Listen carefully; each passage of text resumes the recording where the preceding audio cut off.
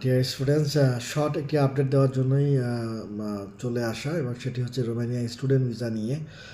আর অ্যাপ্লিকেশনগুলো শুরু হলো আপনার মার্চ থেকে। ম্যাক্সিমাম ইউনিভার্সিটিগুলো মার্চ এপ্রিল থেকেই মোটামুটি অ্যাপ্লিকেশন শুরু হয়ে যায়। কিছু ইউনিভার্সিটি থাকে পাবলিক, যেগুলো মে জুনেও তারা ওপেন করে থাকে তাদের ইনটেকগুলো। সো এখন আপনারা রোমানিয়ান আমেরিকান ইউনিভার্সিটির অ্যাপ্লিকেশনগুলো করতে পারবেন, যেটা গতকাল থেকে ওপেন হয়ে গেল। এর পাশাপাশি আপনারা পলিটেকনিকা বুখারেস্টেও আপনার অ্যাপ্লিকেশন করতে পারবেন। আর রোমানিয়া আমেরিকান ইউনিভার্সিটি বাংলাদেশে প্রতিনিধিত্ব করছি আমরা লাস্ট 3 ইয়ার্স। আর এবছর দিয়ে প্রায় 4 বছর কন্টিনিউ আমরা এই ইউনিভার্সিটির সাথে কাজ করছি। সো ইন্টারেস্টেড স্টুডেন্ট যারাই আসেন রোমানিয়াতে অ্যাপ্লিকেশন করতে চাচ্ছেন, আমি চাইবো যে আপনারা দ্রুত অ্যাপ্লিকেশনের পার্টটা কমপ্লিট করে ফেলবেন।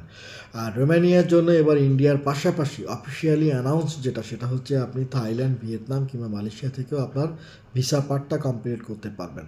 লাস্ট ইনটেকে আমরা থাইল্যান্ড থেকে ভিসা করিয়েছিলাম, এবং সেটা খুব স্মুথ এবং খুব সহজ একটা প্রসেস ছিল। আগামীতে আপনাদের সাথে প্রয়োজনে শেয়ার করব।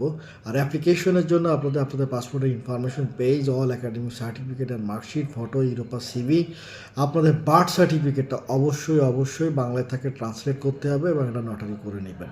একটা মেডিকেলের ইস্যু আছে এখানে, একটা মেডিকেল টেস্ট দেখানো লাগে। সেটা কিভাবে করতে হবে আমরা এটা অফিসিয়ালি আলোচনা করে নিব ফেস টু ফেস। সো আমার মনে হয় না যে যদি অ্যাপ্লিকেশন করতে চাই এটাই পারফেক্ট টাইম অ্যাপ্লিকেশনের পার্টটা কমপ্লিট করে রাখা।